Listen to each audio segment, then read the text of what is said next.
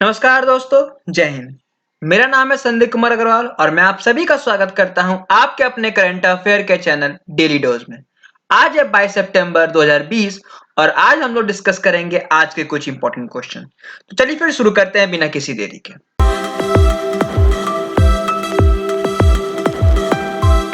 पहला सवाल है, when is PM Modi to inaugurate Vaibhav summit? हाल ही में हमारे देश के प्रधानमंत्री नरेंद्र मोदी वैभव समिट का इनॉग्रेशन करने वाले हैं, ओपनिंग करने वाले हैं। तो ये कब होगा? तो ये होगा 2 अक्टूबर 2020 को। बात करें इसकी तो प्रधानमंत्री नरेंद्र मोदी उद्घाटन करेंगे वैश्विक भारतीय वैज्ञानिक समिट, जो कि होगी टोटल वीडियो कॉन्फ्रेंसिंग के द्वारा। इसमें क्या होगी, ये जो समिट है ये पूरे 1 महीने तक लंबी चलेगी, जो कि एक प्लेटफॉर्म प्रोवाइड करे, मीन्स कहने का मतलब प्लेटफॉर्म प्रोवाइड करेगी उन नौजवानों के लिए, आपके साइंटिस्ट के लिए, ताकि वो रिसर्च के फील्ड में ग्लोबल इंडिया को और अच्छे तरीके से दिखा सके, बता सके। ठीक है, तो इसमें जो भी आपका कहने का मतलब सॉल्विंग इमर्जिंग चैलेंजेस और क्रिएट करेंगे एक नई इकोसिस्टम, नॉलेज की, इनोवेशन की यहां बात होगी और नए नए साइंटिस्ट को काम दिया जाएगा और वो उनको प्रोत्साहित किया जाएगा कि वो इस फील्ड में ज्यादा अच्छे से काम करें। तो वैभव का फुल फॉर्म यही है, वैश्विक भारतीय वैज्ञानिक। अगला सवाल है, when is international day of peace is celebrated? तो हम लोग कब विश्व दिवस ये मनाते हैं पीस का, शांति का? तो ये जो डे बनता है हम लोग सेलिब्रेट करते हैं 21 सितंबर को। बात करें तो यूनाइटेड नेशन जनरल असेंबली ने ये डिक्लेयर किया है कि हम लोग 24 घंटा सेलिब्रेट करेंगे इंटरनेशनल डे ऑफ पीस, और जिसमें किसी भी तरह का नॉन वायलेंस नहीं होगा, किसी भी तरह का सीज फायर नहीं होगा। जैसे कि आपका जो इंटर का बॉर्डर जो है, जैसे कि मान लीजिए भारत और पाकिस्तान, तो बीच बीच पे पाकिस्तान कभी कभी भी सीज फायर का उल्लंघन करता है और बिना नोटिस के वो लोग भारत के बॉर्डर पर गोले चलाते हैं। तो ये 24 घंटे के लिए किसी भी तरह का इस तरह का वायलेंस नहीं किया जाएगा और एक शांति बनाए रखेंगे। तो जो 2020 का जो थीम रखा गया है वो थीम रखा गया है शेपिंग पीस टुगेदर। और इस डे को सेलिब्रेट करने का मकसद यही है, मुद्दा यही है, ताकि जो हम लोग आपस में भाईचारा बनाए रखें और किसी भी तरह का वायलेंस क्रिएट ना करें। अगला सवाल है, which ministry does ministry of AYUSH partner to control malnutrition in the country? तो भारत में जो मेल न्यूट्रिशन का जो प्रॉब्लम है, तो उससे लड़ने के लिए मिनिस्ट्री ऑफ आयुष ने किसके साथ समझौता किया है?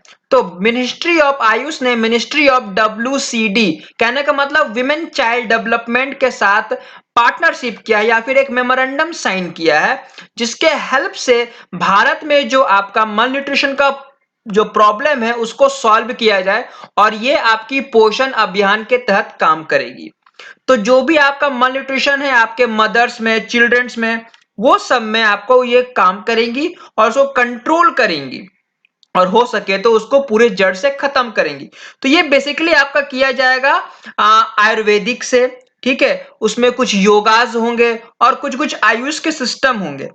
ठीक है, तो ये जो काम होगा इसके अंतर्गत होगा। अगला सवाल है, when is Indian railway observing स्वच्छता पखवाड़ा? तो भारतीय जो रेलवे है वे स्वच्छता पखवाड़ा कब सेलिब्रेट कर रहे हैं, कब ऑर्गेनाइज कर रहे हैं, कब ऑब्जर्व कर रहे हैं? तो ये जो ऑब्जर्व हो रहा है 16 सितंबर से 30 सितंबर तक। तो अभी सितंबर का महीना चल रहा है और आज है हमारा 22 सितंबर, तो ये 16 सितंबर से शुरू है और ये 30 सितंबर तक चलेगी। इसमें क्या होगा कि बेसिकली ये स्वच्छ भारत अभियान या फिर स्वच्छता अभियान को लेके काम करेंगी। और जब ये शुरू हुई थी तो इसके लिए आपका जो रेलवेज के एम्प्लॉयज है वो सभी ने ओथ लिया, ठीक है, शपथ ली कि वो लोग हर तरह से मदद करेंगे इसको साफ सुथरा रखने में। तो इसमें जितने भी जोनल रेलवेज है, जैसे HQs है, डिविजनल ऑफिस है और अदर एस्टेब्लिशमेंट, सबने फोकस किया और इस ओथ लिया कि हम लोग इस पे काम करेंगे और किसी भी तरह का प्लास्टिक वेस्ट वगैरह नहीं करेंगे। इसके साथ बहुत सारे इश्यूज आई हैं जिस पे वो फोकस करेंगे, जैसे कि सॉलिड वेस्ट मैनेजमेंट होगा, ठीक है, और कन्वर्सेंस ऑफ आईआर इनिशिएटिव्स होगा, स्वच्छ भारत मिशन को पूरी तरह से फॉलो करेंगे, ग्रीन इनिशिएटिव्स को होगा, प्लास्टिक को जो प्रॉब्लम हो रहा है प्लास्टिक से, जो कि नॉन बायोडिग्रेडेबल सब्सटेंस है और जो नहीं सड़ते हैं और बहुत पॉल्यूशन क्रिएट करते हैं, उस पर लड़ा जाएगा, और इकोनॉमी पे भी थोड़ा सा ध्यान दिया जाएगा। तो ये है स्वच्छता पखवाड़ा। अगला सवाल है, when is international coastal clean up day is celebrated. तो हम लोग कब ये डे सेलिब्रेट करते हैं? ये आपका international coastal clean up day है। तो ये हम लोग हर साल 19 सितंबर को सेलिब्रेट करते हैं। इस डे को सेलिब्रेट अगर इसके बारे में देखें तो ये हर साल सितंबर के तीसरे शनिवार को हम लोग सेलिब्रेट करते हैं। तो इस बार जो तीसरा शनिवार पड़ा था वो आपका 19 सितंबर को पड़ा था। तो 19 सितंबर को international coastal cleanup day celebrate किया गया। और इस बार की जो थीम रखी गई थी वो थीम थी achieving a trash free coastline.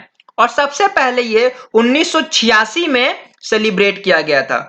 और इसको सेलिब्रेट करने का महत्व यही है, मेन मुद्दा यही है कि जो भी आपके ओशन और सीज बीच के अगल बगल जो कचरे जमा हो जाते हैं जिससे बहुत ही ज्यादा एक्वेटिक लाइफ को प्रॉब्लम होती है, तो वो साफ सुथरा किया जाए। जो डंपिंग वगैरह होती है सी ओशियंस में उसमें कम किया जाए, और जो उसकी कोने में या कोस्टल एरियाज में आपका कचरा फैलता है उसको भी ना फैलाएं, साफ सुथरा रखें। अगला सवाल है, how many beaches were recommended for blue flag eco level.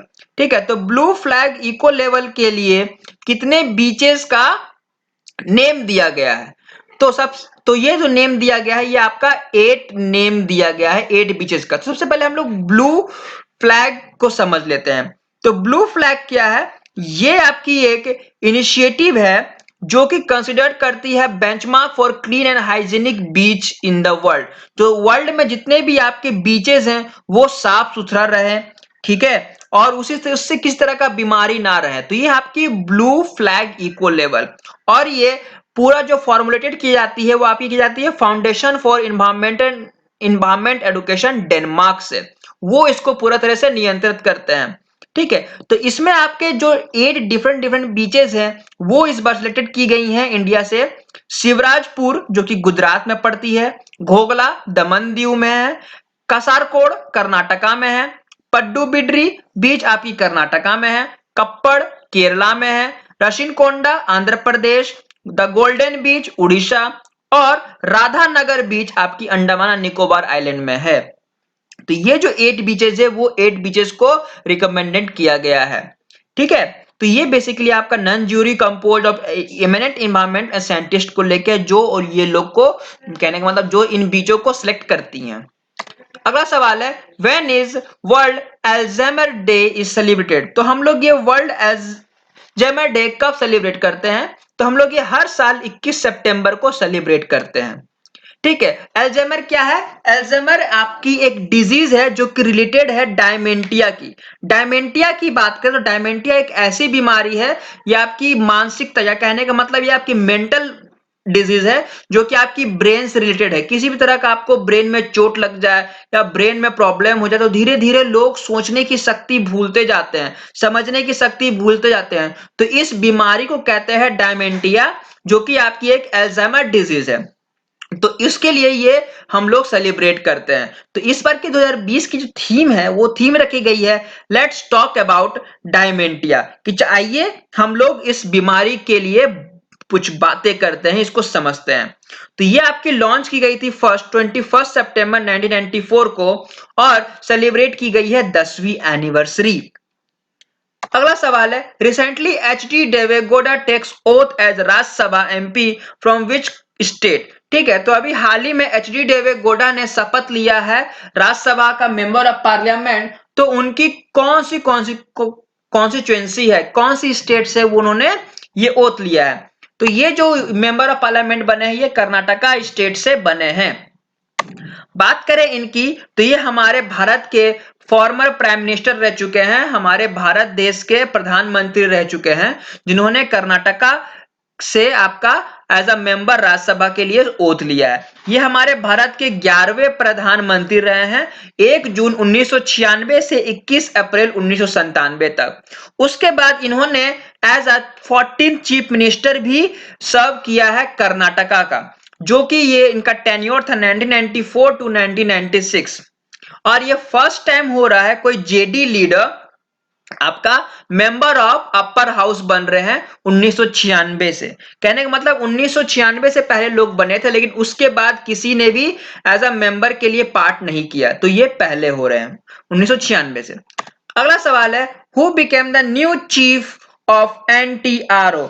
NTRO के न्यू चीफ किन्हें नियुक्त किया गया है? तो ये नियुक्त किया गया है अनिल धस्माना जी को।